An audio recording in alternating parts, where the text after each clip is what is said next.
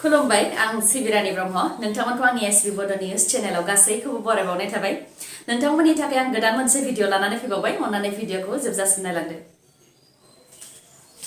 बारग' एनडिएबि मुंख्लंफोरनि मुं फारिलाइ थालांनाय आरो गोरोन्थि जानायफोरखौ सुद्रायनो खावलायदों इएम रन्जित बसुमतारी बिथाङा थांनाय 34 बोसोरनिफ्रायनो आलदा बड'लेण्ड सोरजिनायनि थांखिजों सोमावसारनायाव मुंख्लं जानांनायनि नखरफोरनो सोरखारनिफ्राय अनसुंथाइ होनो थाखाय मुं फारिलाइखौ बिटिआरनि हाग्रा बिफाननि मावफुं सोद्रोमा रन्जित बसुमतारी बिथाङा गावनि फेसबुक पेजनि गेजेरजों फोसावनानै होगासिनो दङ।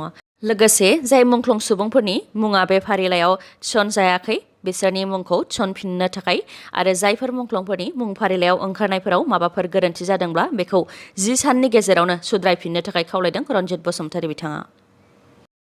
जाख्ल'नायनि हेंथायै गोख्रों खामानि मावनो आखायाव लादों रायजो सरकारा गुवाहाटीआव थानाय श्रीमन्त शंकरदेव कलाक्षेत्रआव आसामनि गिबि मन्थ्रि डक्टर हेमन्त बिश्व शर्मा बिथांनि दैदेननायाव एडिसि रेभिनिउ आरो सार्कल अफिसारफोरजों जयै मोनसे सावराय मेल खुंदोंमोन जेराव रायजोआव हानि दालाल खालामग्राफोरखौ फोजोबस्रांनो गोख्रों राहा लादों डक्टर हेमन्त बिश्व शर्मा बिथाङा। जों बयबो मिथिगौ दालाल नङाब्लानो हा बायनाय आरो फाननायनि खामानिया जाया बेनिखायनो बेबायदि हानि दालाल जाय सार्कल अफिसाव थांनानै हानि गासैबो खामानिखौ मावो बेबायदि दालालखौ आरोबाव सार्कल अफिसाव फैनो दाहोसै होननानै सांग्रांथि होनायजों लोगोसे दालालखौ नुनाय जायोब्लानो हमनाय जागोन होननानैबो हुमखि होदों डक्टर हेमन्त बिश्व शर्मा बिथाङा आरो सार्कल अफिसाव रां जानाया गासैबो बन्द जानांगौ होननानैबो बुंथिबावो। हानि खामानिखौ लानानै बेबायदि रां जाख्ल'नायनिफ्राय उदां खालामनो थाखाय फैगौ 2 October father of nation Mahatma गान्धीनि जोनोम सानाव मिशन बसुन्धरा बेखेवनानै होगोन बेजों लोगोसेनो रां जाख्ल'नायनि सायाव गोख्रों नोजोर होनो थाखाय सीएम भिजिलेन्सआबो गोख्रोङै खामानि मावलांबाय थागोन होननानै फोरमायथिबावो। डक्टर हेमन्त बिश्व शर्माया फोरमायथिबावोदि बिथाङा एमएलए मन्थ्रि जासेयावबो गावनि हानि खामानिखौ मावनो खाबु मोनाखै गासैबो दालालासो मावदों नाथाय एबारनिफ्राय सार्कल अफिसाव दालाल हाबनाया बन्द जानांगौ खालि रायजो राजाफोराल' थांलाय फैलाय खालामनो मोनगोन होननानैबो फोरमायथिबावो। मख'नो गोनांदि मिशन बसुन्धरानि सिङाव मोनसे पर्टेलखौ बेखेवनानै होगोन जेराव 2023 मायथाइसिमनि गेजेरावनो हानि रेकर्डखौ डिजिटाइजेसन एबा अनलाइन खालामजोबगोन।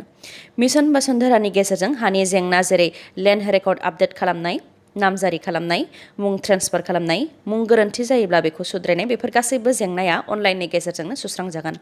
लोगोसे फोरमायथिबावदोंदि मिशन बसुन्धरानि गेजेरजों आसामाव थानाय 4 लाख एकसनिया हाखौबो मियादि पाट्टा खालामनो थांखि लादों होननानै बारग' एनडिएबिनि गायसनगिरि रन्जन दैमारि बिथांखौ चिरां जिल्लानि काजलगावआव दोनफैगोन होननानै खौरां मोननाय जादों। खौरांनि बायदिब्ला रन्जन दैमारि बिथांखौ माखासे साननि गेजेरावनो गुवाहाटीनि काहिलिपारायाव थानाय 10 एपिबिएननि स्पेसियेल जेलनिफ्राय लाबोनानै चिरां जिल्लानि काजलगाव बड'लेण्ड गेस्ट हाउस एबा आलासि न'आव दोनफैगोन आरो बेनि थाखाय काजलगावनि बड'लेण्ड गेस्ट हाउसखौ जेल महर होनो थाखाय सान हर खामानि मावनाया जागासिनो दं होननानै मिथिहोदों। सिगांनि समावनो मन्थ्रि उरखावग्रा ब्रह्म बिथाङाबो फोरमायखादोंमोन दि रन्जन दैमारि बिथांखौ चिरां जिल्लायाव दोनफैनाय जागोन होननानै नाथाय बेखौ खोनानानै रायजो राजाफ्रा गोजोननाय मोनाखैमोन मानोना रायजो राजाफ्रा रन्जन दैमारि बिथांखौ उदां जाजानायखौसो हास्थायदों मोनसे जेलनिफ्राय गुबुन मोनसे जेलसिम लांलाय लाबोलाय खालामनायखौ नङा होननानै फोरमायथिदोंमोन जायनि थाखाय रन्जन दैमारि बिथांजों लोगोसे जोबथेसालियाव जोबनानै दोनजानाय बारग' एनडिएबिनि सोद्रोमाफोरखौ उदां खालामनो दाबियै दिनै उदालगुरि जिल्ला एक्स एनडिएबि इउनाइटेड फरामआ सुबुं गौमा होज्रिख्रावनाय हाबाफारि लादों आरो बे हाबाफारियाव गासै माहारियारि आफादफोरजों लोगोसे रायजो राजाफोरखौबो बाहागो लाहैनो खावलायहरदों बिथांमोनहा। उफ्रा बिसायख'थिखौ लानानै तामुलपुर बियाबाव इउपिपिएल आरो बिजेपिनि गेजेराव गावस्रालायनाय बिपिएफ दोलो एंगारनानै बिजेपि दोलोआव हाबहैनाय इमानुएल मुसाहारिया तामुलपुर बियाबनिफ्राय टिकेट मोनजानो हास्थायदों। बिथाङा बुंथिदों दि बिजेपिनि अक्सिजेन लानानै देरहासार जानाय इउपिपिएल दोलोआ बिजेपिनि सोद्रोमाफोरखौ मानसि बायदिखौनो आखु दिन्थिया लोगोसे थांनाय 8 दानाव इउपिपिएल सोरखारनि दैदेननायाव सोरखारनिफ्राय सौफैनाय बिथांखिनि मादाव फिसानिफ्राय फिसा बिथांखिफोर जेरै अरुणोदय बिथांखिनि गेजेरजों रांखौबो मोननो हायाखै जायखौ लानानै तामुलपुर बियाबनि बिजेपिनि मददगिरिफोरा गोजोननाय गैया होननानै फोरमायथिदों। लोगोसे तामुलपुराव बिजेपि इउपिपिएल लोगो मानिनो हाया आरो जाहाथे गोजौनिफ्रायबो इउपिपिएलखौ मदद होनो थाखाय बिजेपिखौ बोसोन हरा बेनि थाखायनो सोमावसारनो गोनां जादों होननानैबो फोरमायथिबावो बिथां इमानुएल मुसाहारिया। लोगोसे तामुलपुर बियाबाव बिजेपिनो टिकेट होथारनांगौ होननानैबो दाबि खालामबावो बिथाङा आरो बेनि थाखाय रायजो सोरखार नङाब्ला मिरु सोरखारनिफ्राय फैनानै बेनि जेंनाखौ बोस्रांनानै होफैनांगौ होननानैबो बुंथिबावो बिथाङा। उदालगुरि जिल्लानि भेरगाव महकुमानि दिमाकुसियाव सावथुन मुलुगनि सावरायमेला जोबनानै थांबाय। थांनाय माखासे साननिफ्रायनो मोखां बिजाब आरो इउटिउब चेनेलफोराव गेमस्रि आरो जेम्सनि माखासे खोनासंथावै एबा सोद्रोमथि गैयै राव बाहायलायबाय थानाया गोदान नङा। बर' समाजनि गेजेराव गोबाङानो सोंलु दिखांदोंमोन दि गेमस्रि आरो जेम्सनि बेफोरबायदि आरजाथावै बाथ्रा फोसावलायबाय थानायनि सायाव बर' सावथुन मुलुग आफादा जेबो राहा लाया नामा होननानै। बे बाथ्राखौ बिथा खालामनानैनो मैया मिरु BCAAनि आफादगिरिनि मासि सामलायनायाव बेनि सायाव सावरायलायनाया जोबनानै थांबाय। बे सावरायलायनायनि गेजेरजों गेमस्रि आरो जेम्सनि सायाव माखासे बिथांखिफोर लानाय जादों, जेरै गेमस्रि आरो जेम्सखौ BCAAनिफ्राय एरख'नाय जाबाय। गेमस्रि आरो जेम्सखौ लानानै रावबो प्रडिउसारफोरानो सावथुन दिहुननो मोननाय नंला। लोगोसे गेमस्रि आरो जेम्सनि प्रडाक्शनावबो रावबो महरगिरिफोरा फाव खालामनो मोननाय नङा आरो टेकनिशियानफोराबो बिथांमोननि प्रडाक्शनाव खामानि मावनो मोननाय नङा। सोरबा महरगिरि एबा आर्टिस्ट आरो टेकनिशियानफोरा गेमस्रि आरो जेम्सनि प्रडाक्शनाव खामानि मावोब्ला बिथांमोनखौबो बेबायदिनो साजा होनाय जागोन होननानै फोरमायथिबावदों। गेमस्रि आरो जेम्सनि सायाव राहा लानायनि सायाव फैला जे बरगयारि बिथाङा फोरमायथिदों दि समाजाव गाज्रि आखु दिन्थिनायनि थाखाय गोबां आफादफोरानो BCAAनाव आसि दिन्थिदोंमोन आरो बिसोरनि सायाव जेबो राहा लाया नामा बायदि बायदि सोंथि सोंनायखौ खोनासंनो गोनां जादोंमोन। बेनिखायनो BCAAआ बेनि सायाव सावरायलायनानै बेफोर थांखिखौ लानाय जादों होननानै फोरमायथिदों।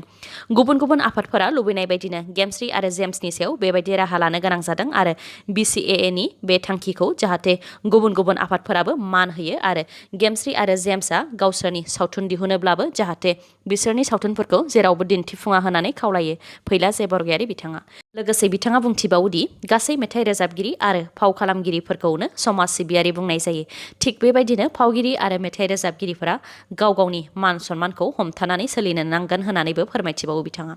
गाबोन जुदि गिदिर महरगिरि जेरै लिंसार, लिपिका एबा फैलायानो जायाथों मानो सोरबा जुदि गेमस्रि आरो जेम्समोन बायदि आखु दिन्थिबावोब्ला बिथांमोननि सायावबो बेबायदिनो राहा लानाय जागोन होननानैबो रोखा खालामनानै होबावो बिथाङा। गुबुन फारसेथिं गेमस्रि आरो जेम्सनि सायाव राहा लानायनि अनगायैबो BCAAआ माखासे बिथांखिफोर लादों, जेरै थालांनाय जिल्लाफोरखौ फैगौ 2021 मायथाइनि डिसेम्बर दानावनो BCAAआव सोनो थांखि लादों। BCAA जौगानायनि थाखाय BTC सोरखार आरो आसाम सोरखारजों सावरायलायनो थांखि लादों। लोगोसे रिटायार जानाय महरगिरिफोरनो अनसुंथाइ होनो थाखायबो सोरखारखौ खावलायगोन होननानै फोरमायथिदों। UPPLनि आफादगिरिफोरनो थांलाय फैलाय खालामनायाव सुबिदा जानाय बायदियै गंफा गंफायै साइकेल राननानै होदों। क'क्राझार जिल्लानि 4 नं जमदुवार बियाबनि सिङाव थानाय बालागाव कमिउनिटि हलाव मोनद' प्राइमारिनि आफादगिरिफोरनो रायजो राजानि बायदि हाबा मावनायाव थांलाय फैलाय खालामनो सुबिदा जानाय बायदियै गंफा गंफायै साइकेल राननानै होदों। बे हाबाफारियाव बाहागो लादों गाहाय आलासि महरै गसाइगाव जिल्ला UPPL दोलोनि आफादगिरि जिरन बसुमतारी, जमदुवार ब्लकनि नेहाथारि बिनेश्वर नार्जारी आरो लोगोसे साइकेल राननानै होग्रा चन्दन बसुमतारी। साइकेल मोननो हानाय ब्लकफोरनि मुङा जाहैबाय फारियै जानालि, बालागाव, बरपुर, मजाथि, खासियाबारि आरो बुरासारा। 4 नं जमदुवार बियाबनि सिङाव थानाय गुबुन गुबुन प्राइमारिनोबो उनाव साइकेलखौ होनाय जागोन होननानै फोरमायथियो साइकेल होगिरि चन्दन बसुमतारी बिथाङा।